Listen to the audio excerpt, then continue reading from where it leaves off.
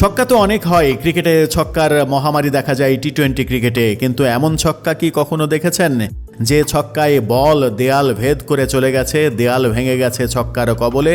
হ্যাঁ, বাংলাদেশের যখন ভারত সফরের জন্য অপেক্ষা, ঠিক সেই সময় ভারতের সেন্সেশন ব্যাটসম্যান বিরাট কোহলি ছক্কা মেরে দেয়াল ফুটো করে দিলেন।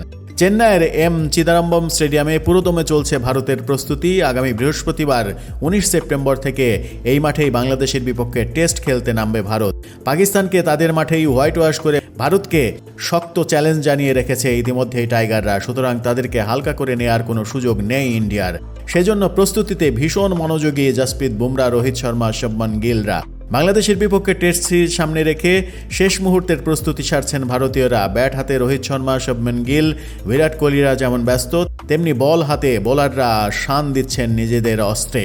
বিরাট কোহলি বেশি মনোযোগী হওয়ারই কথা। দীর্ঘ 8 মাস পর টেস্ট খেলতে নামছেন তিনি, তাই নেটে ব্যাটিংটা ভালো করে ঝালিয়ে নিতে চাইছেন।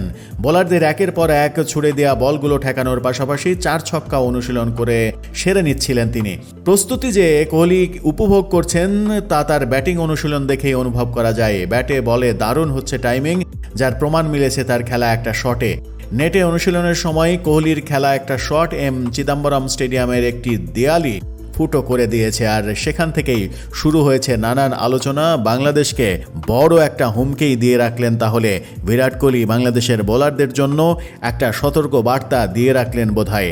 এখন বাংলাদেশের বোলাররা কতটা ভয় পায় বিরাট কোহলির এই কাণ্ডে, সেটি দেখার বিষয়। 19 তারিখে যে যুদ্ধ শুরু হচ্ছে চেন্নাইয়ের মাঠে।